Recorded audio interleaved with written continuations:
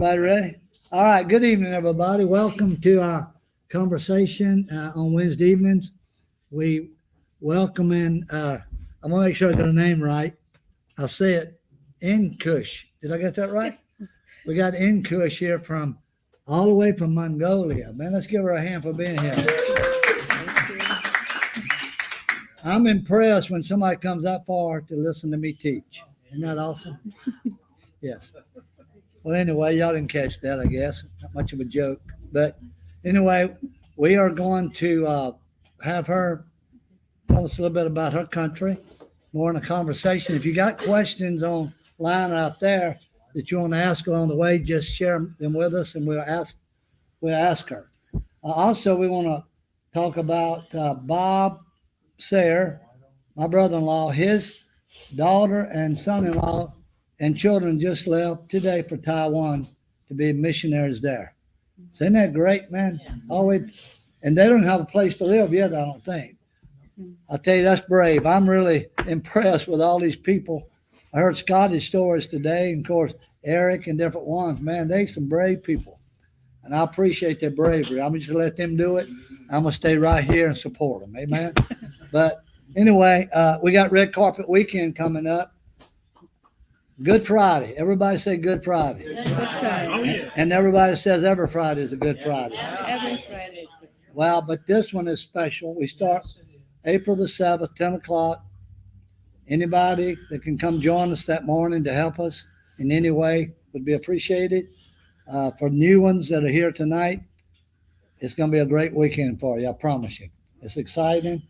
Got a lot coming. I think total this year with children and everything, including some other ministers, is we up to around 75. So I think that's awesome. So we're looking forward to it. It's our pleasure to serve those who touch the nations. And that's what we're about. With that, we're going to introduce our dear friend here. She came, how long ago was it that you A came? year ago. A year ago? Yeah. It's been that long? Yeah. Wow. Long time, huh? Long Anyway, time passed. It was great to have them. Their ministry is really unique. It's really a unique ministry, as well as a lot that are here for our conference school this week. They got some unique ministers, but I'm so glad that the Lord uses so many of us in so many varieties of ministry. Not just one aspect. We need variety, and that's what we're seeing. So, Scotty, you may want to say a little bit about that for. About variety? There's Yeah. a lot of variety. Hey, we had some variety today with the gumbo. Oh, yeah. Wasn't No. that good? That was variety, wasn't it? Yeah. Yeah. I think Steve liked it. Steve, did you like the gumbo today? Did you like the gumbo? Oh, yeah.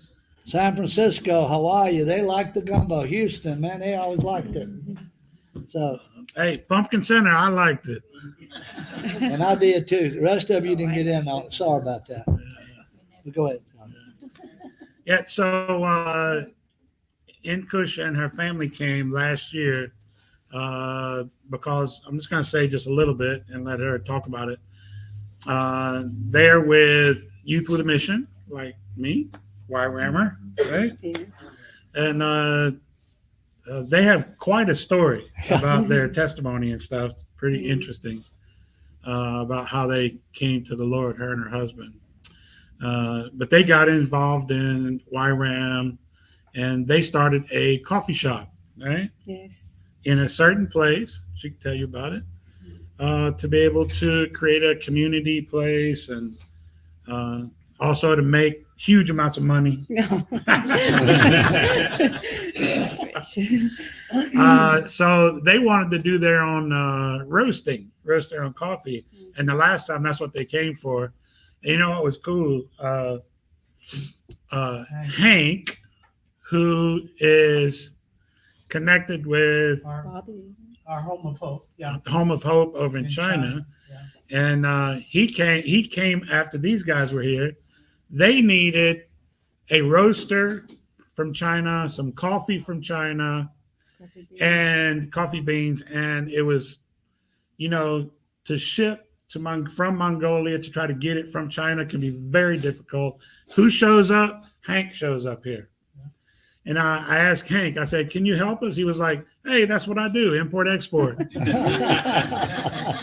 was literally amazing. Yes. And he just came in and just like bam, bam, bam, bam, bam.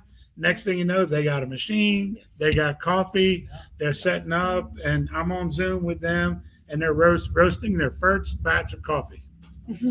And now they're actually supplying to another coffee shop too, right? So they're starting to grow, and it's just been a great blessing. And now they've come for some more education for their coffee shop itself, and hopefully maybe multiply one day, huh? Yes. Multiply into more. Yeah. So this is in Kush, and her husband's name is Tumaru, right? Is that how you say it? Yeah. Tumaru. Uh-huh.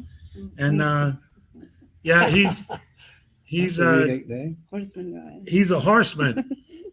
So hey, a lot of people in these parts can connect, but he's from I don't know, what do you call it? Where he's from? Where they ride the horses at? A countryside? Or The what do you countryside. call it? No. Yeah, the countryside. What But do you want to say? way out in the countryside, way out in the countryside.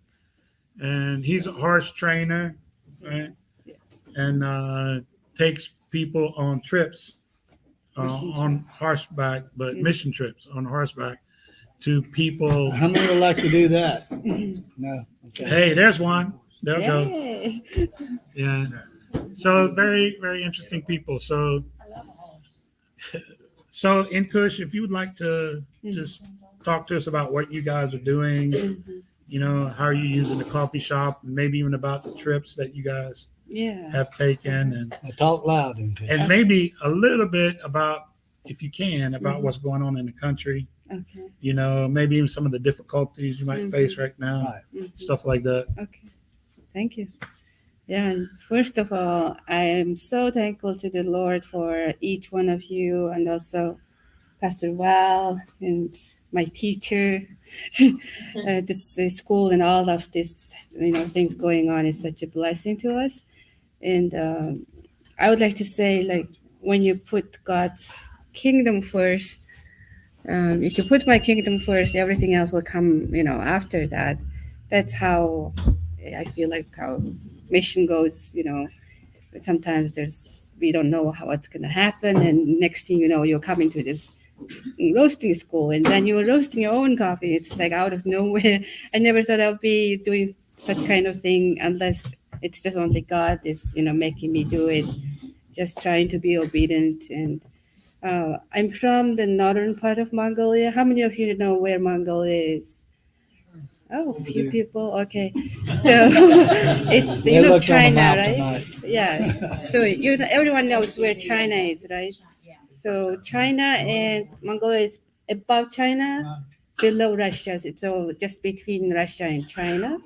And I'm from the only 5 hours south of Russian border, more northern part of Mongolia, where it has more green mountains, and it's a beautiful area. And I was, just a short story, like Mongolia was, back in the days, everybody knows Genghis Khan, and, who that conqueror, great king, and Americans might say Genghis Khan. And, but after that, Mongolia kind of failed, and that became under Chinese, kingdom, and then became kind of eventually under Russian communism. So we were under Russian communism over 70 years. And then God just never, took his hands out of us, because he loves us. I can see that. And saved our nation. And by 1990s, we became a democratic country. And so since then, I was around 5-6 years old at that time. I remember many young people, students, fighting for freedom and trying to get away from communist, Iron Curtain, the communist system. And finally, peacefully, the government agreed to resign and gave it towards democracy. So on the TV, I remember seeing Russians were going away home, going back home, soldiers and their tanks and dogs, they were saying goodbye. But when they left, Mongolia is, not really independent country, really leaning on Russia. So when Russians left, Mongolian economy went really down because people were not independent on their own, economy and all that. So people left without any jobs and nothing, didn't know how to kind of survive. We had, we are herdsmen and horse people, and Oh, sorry. but I mean, I remember we were in a food stamp and there was some lack of a lot of things. So that's why I never forgot it, I think. And a lot of people because of that got into alcohol and many people, it was hard time. But long story short, um, like example, in my family, we struggled. My parents didn't have job for a while. Then mom became a teacher. She studied in Russia during communist time as a like factory forest unit kind of thing worker or professional expert, I guess. And then uh, it's how I got saved was just amazing. That as grew up, my dad would drink. He was alcohol. He started to drink a lot, and the family situation got into really difficult. And I always thought, I wish I would have a better dad. And, if I had better dad or good dad, my life would be good. Or how in the world I ended up having this bad dad to me. And just this hurt and feelings of a lot of hurt became into a big wall in my life and hatred towards men. And then in the middle of nowhere, 1998, I was in my teenage time, you know, this YWAM folks came, YWAM King's Kids team as an English teacher. And they came to my little hometown. My hometown Let me is about, explain. She said YWAM King's Kids. It's a international group of YWAMers that work all over the world, and they work with children. yes. So during that time, you can't really say we are Christian people, so they come under teachers program. So at the kids camp, it was also hard for me to get there, but my school principal was so kind of pleased with me and told my parents they chose only 10 students from my hometown, and rest of the camp kids were from like UB, capital city, because they had American teachers. So local kids just came in, and my school principal came to my home. It's just unusual, and just kind of forced my parents, oh, you have to send your daughter to this camp because it's going to have English teachers. It will be good for your daughter. And so in my thankfully my dad wasn't drinking that day, and mom had a school break and didn't have any income coming. But they, even though they didn't have money to send me, they borrowed some money from friends and some clothes for me to change. So next day we hopped on the train and came to this camp. And the first thing I saw was at the camp, there were so many kids, so many foreigners, and all these, long nose and people I never seen in my life, different colors and big eyes and long nose people, but beautiful, but Yeah, just qualified. on TV. There they are. But those wonderful people, they loved the Lord and they were obedient to God, and they came and teach us English and also telling us about Jesus, who God is. And so after we would finish the school program, they would invite us, oh, come on over, let's hang out, and we would play puzzles, and they were showing dramas about, Jesus' story. And one morning, this lady came and she told us, oh, I want to tell you guys a story. We were so excited, and she was like showing us this black outlined, Bible story pictures that we colored. And she was like, oh, in the beginning, we were waiting for the breakfast that time. The morning was so beautiful. I could still smell the fresh air, and birds were singing, and everything is green outside. So she was like, okay, and showing us pictures, and I just can't forget it. And she said, in the beginning there was a God who created everything, all this earth, and these beautiful mountains, blue sky, and ocean. And I thought, oh, ocean, that God must be so big.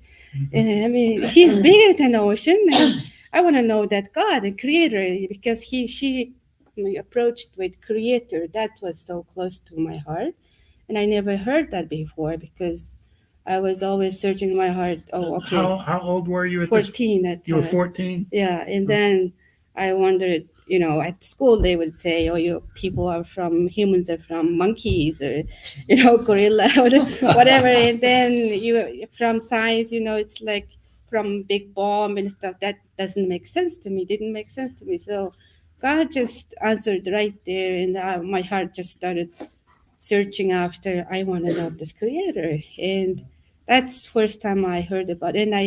And she told us about cross Jesus, and I remember there was empty tomb and big angels, sitting outside of the empty tomb, and it was just just out of nowhere that I never seen that this kind of thing before. So it was in the like first message I got. It just couldn't stuck in my heart, but the creator part really stuck in my heart. I want to know that creator, and really couldn't connect with Jesus. That thing.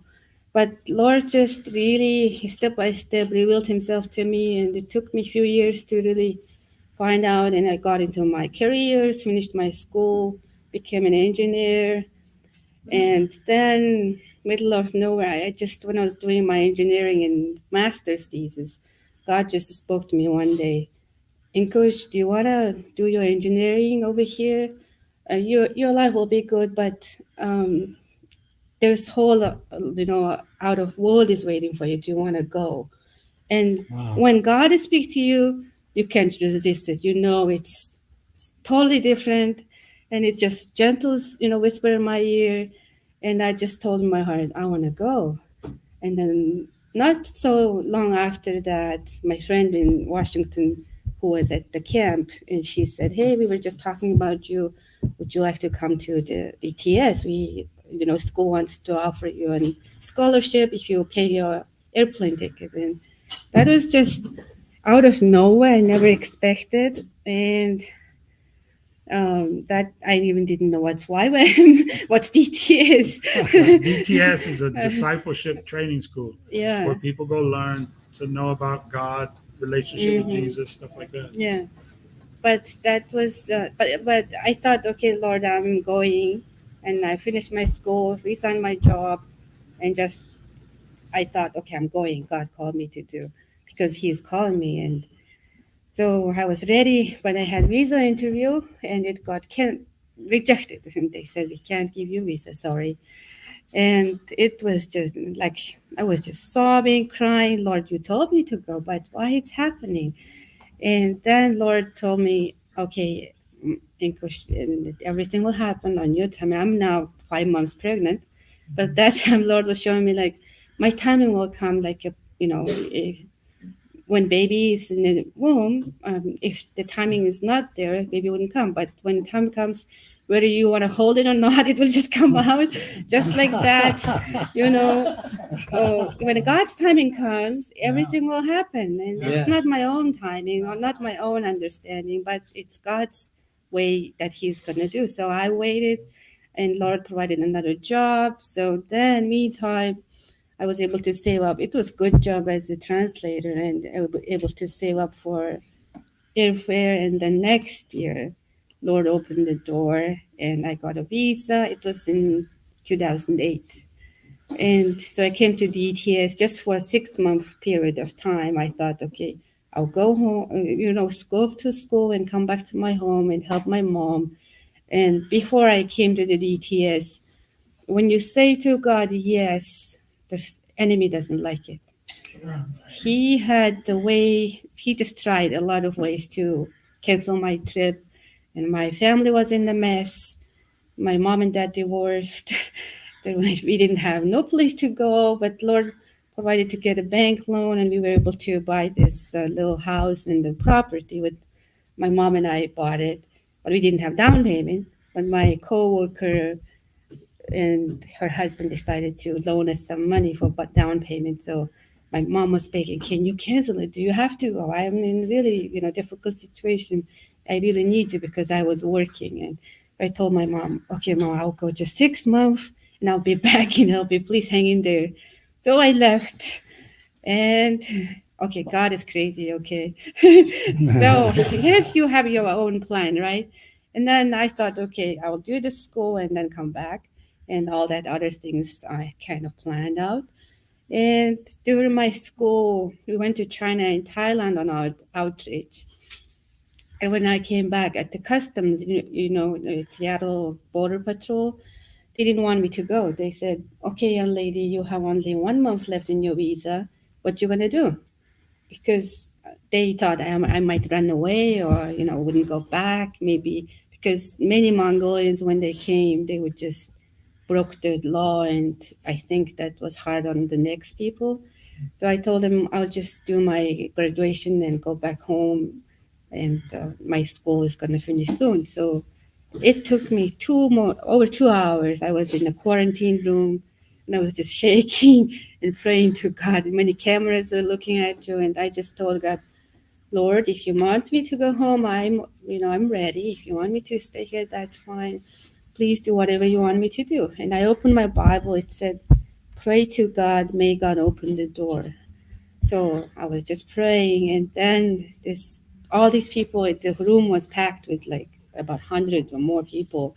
They left, and last one was like one of last four people was I was there, and there was this man like Scotty's age, I would say, when he came from this room with my passport, and he said, "Oh, Inksoran, where are you guys?" There's he read out loud, "Youth with a mission," and he's like, "I know why. Where did you guys go?" And I told him, we went to China and Thailand. He asked, "How many of you guys are going?" And I said, 12 of us going, and my friends are waiting for me outside. And he said, "Oh, okay, just 1 minute, I'll let you go." And I was just praising God. And then he told something in Russian to the officer, and the officer said, "Okay, just 1 second." And he put this stamp on it. Amen. And I just so thankful. And I thought, okay, I'm going to do my graduation and go home. And then when I came back to school, my school leader said, "Well, Inkush, we were praying for you, and we felt like you should do it." He saw that's like teaching English to speakers of other language. So you'll be English teacher, and you can also still do your mission, like you understand what it is. Yeah. And that's a great opportunity for me, but I had no hope. I thought, okay, my visa is now finishing, and there is no way I can do it. And they said, "Oh, by the way, when you were gone, we applied online for extension, but it's rejected." And I thought, "Oh, that's great. And now it's not going to work out." And then he said, "But don't just keep trusting God and let's pray, and we'll call and get an appointment." So they were so encouraging. And so we called and got an appointment. Right before, it was about a month later after we came from outreach. And right before I had this appointment, I copied my passport and came out a printer, and I saw it. There was a stamp and a date. It says it's 2009 January time, and then my stamp says 2012 January. So we're like, "What's this?" And we just didn't know. And let's ask tomorrow. So we got there for 4 more months extension and asking for permission. And if you have you ever been to the border, maybe to me, most of the people, I was kind of scared that, they would have this me looking, and I was praying, "Lord, please send me good person." And so my number called, and they called my number, and I went through all these people. I was afraid. I just passed them, and then there was the secret door in the behind, and there was a black man sitting on a wheelchair, and he was just smiling over there and sitting there. I was just shocked. "Oh, this is great." So he asked, "What do we need? What do we want?" And we told him 4 more months extension we are asking. And so he said, he saw our passport, and then, "Oh, just a few minutes, maybe in 5 minutes I'll be back." So he came back, and he had this bigger smile and on his face.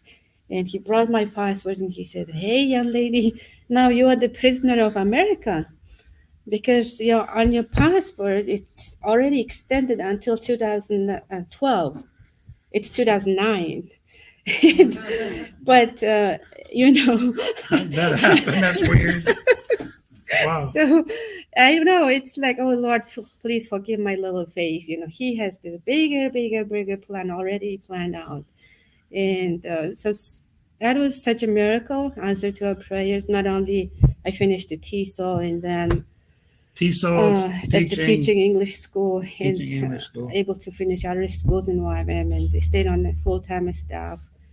But that was the great time being really close to God and understanding who He is personally and receiving healings. And even I forgive my father and my parents. Meantime, those messed up family, at my home, they got together back, and my mom and dad remarried again. Wow. And everything got, puzzle piece. I mean, these broken pieces got together back. Isn't that awesome? And the house that my mom and I bought when I was leaving, the bank found out I'm out of the country because now I'm staying more than 6 months.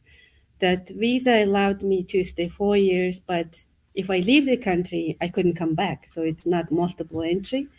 So I just felt like to use it, the best use of it. And the bank said, "Oh, we're gonna cancel your loan." And only thing I could do was just pray.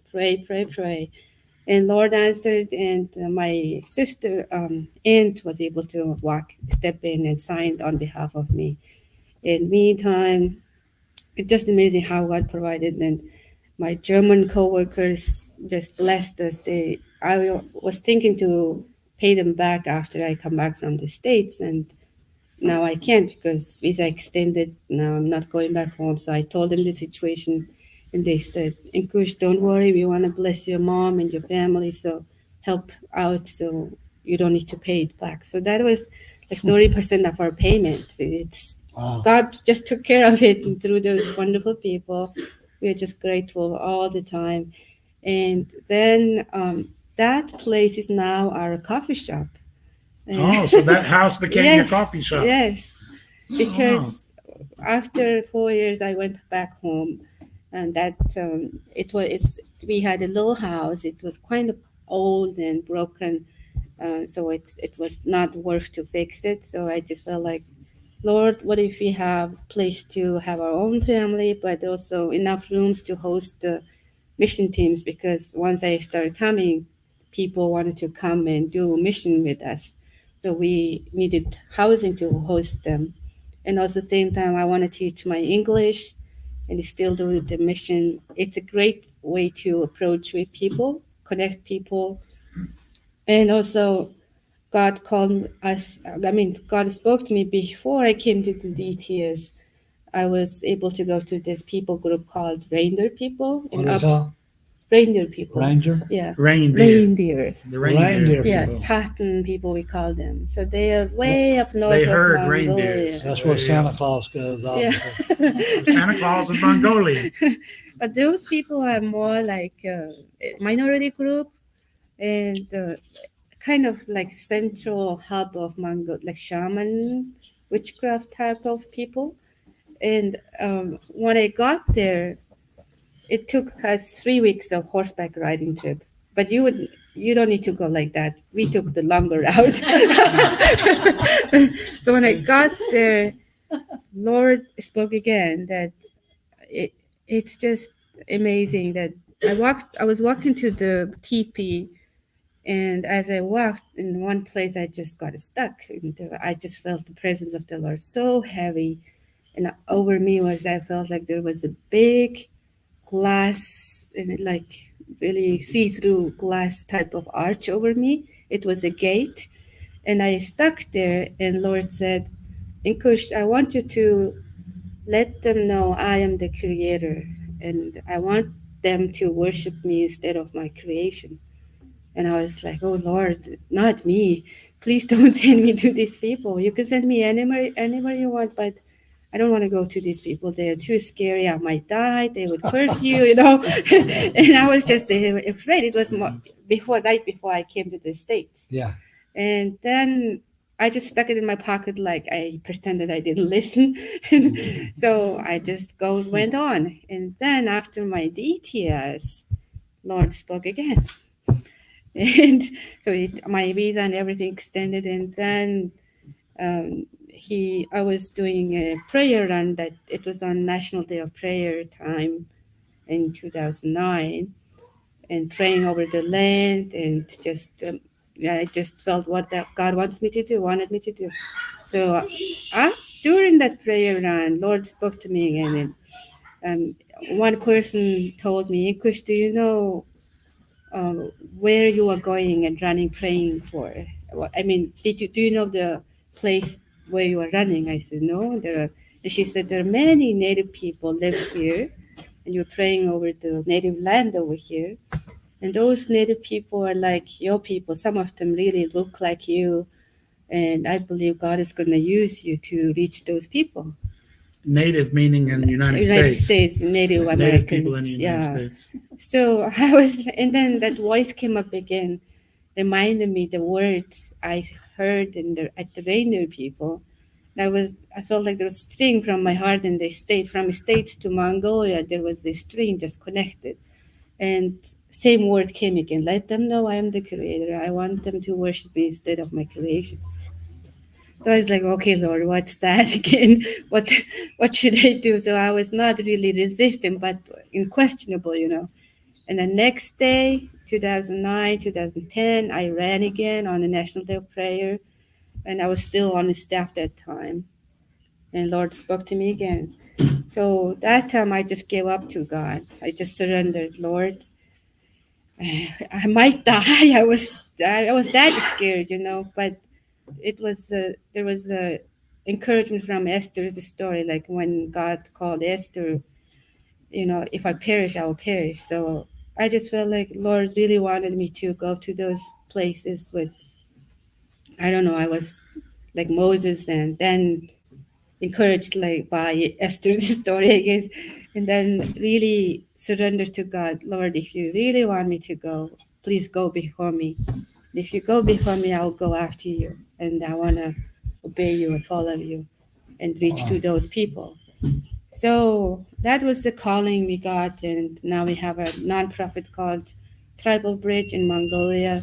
That's what we just felt like to mobilize Native people in the States, and in the state to mobilize them on a mission trip here, and then take them to Mongolia and preach the gospel to those people. Has anybody went with you so far? Yeah, we had 3 Navajos, 1 Alaskan, 1 Nitspurs Indian gal came, and there are many more now still praying and planning I think in somebody the future. Didn't somebody here raise their hand? Yes. Want to go to reindeer people? You want to go to reindeer people there? I just ride horses.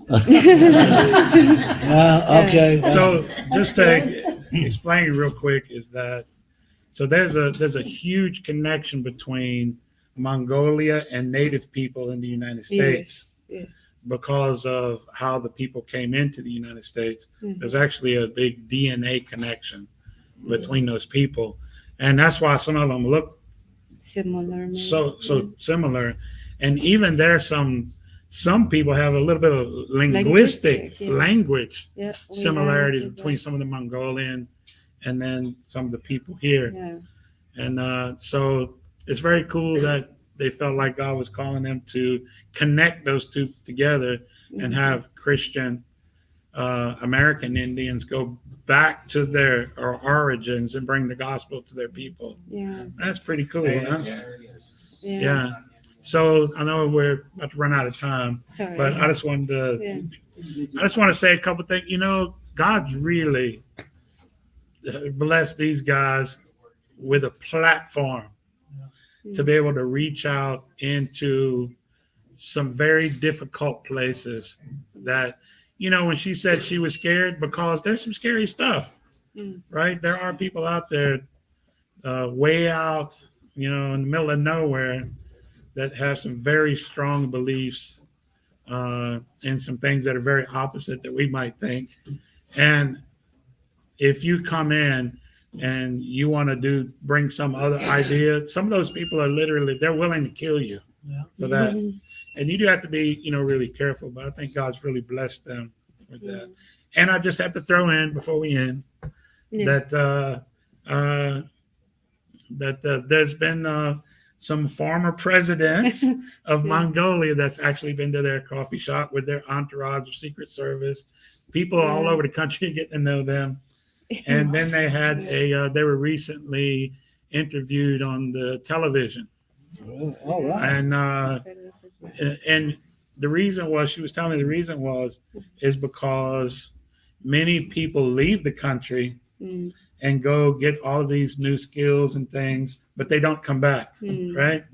And they were so excited that they left, but they came back with their new skills and education, and they're bringing that to Mongolia. And they wanted to do an interview with them on TV. So I was just watching it. I didn't understand any of it, but it was cool seeing them, sitting down with these people on the news doing an interview.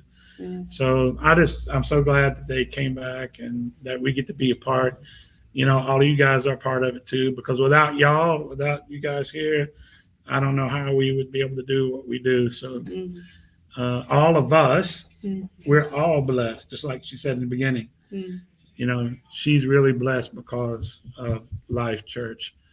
I'm blessed. All of these guys that come, all of the students that have been through here are really blessed, to be able to do this, because without you guys, it would be very, very difficult. It'd be very, very difficult. So thanks so much. Yeah, thank you for having me, giving this time. Oh, to you're share. welcome. Thank you so much for sharing. We appreciate it. Brother Val? I'm glad we're part of that. Actually being a part of missions around the world right here. This room could have been used one day a week, and that's used lots for good causes. Actually, a training school that I've never been a part of, and it's been here all this time. But I still know how to make community coffee. So, my brother Steve has been grinding some coffee for us, and we did use it the other day. Hollis and I drank some of it. It really is good. In fact, you need him to get you to do a brew of that. So we tried to trick my brother. We put it in a pot, thought we had him. I think he knew. I think he may have just speculated we tricked him. But anyway, he didn't buy it. Let's put it that way. Community is hard to get out of your system. By the way, it's Dee Dee's birthday and Ann's birthday. All right, happy birthday. But anyway, there's so much she could tell you. I encourage you guys, to come around sometimes when they got time just to talk. Ask questions about what God's doing in their lives. There's so many stories they got to tell you. I'm really intrigued, impressed. And sometimes I think, Lord, what are we doing over here when these guys go all over the world, risk their lives? But I'm okay with that. Y'all keep risking it. I'll stay here in the United States. But anymore, sometimes you're risking your life right here in the United States. Yeah. You bring the gospel, the good news to people. But anyway, we're just delighted to have them here. But you got 6 this week, right? Mm-hmm. So we got a foreigner from Texas, Houston, Texas, here with us. No, it's just great to get to know these guys. It's been a pleasure for us as well. Well, all those that are here get to eat. Those that are not, sorry, you got to come here to eat with us. But we welcome all of our guests that was watching tonight. Thank you for being a part of that. Remember Sunday morning, 10 o'clock. And just have a great day. Remember next Friday, Good Friday. Let's be here in force. And let's really show the missionaries that we do love and appreciate them. This coffee team will be a part of Red Carpet this year. So they're going to get to experience it too. All right. Well, God bless you. We love you. Have a great evening. Thank you.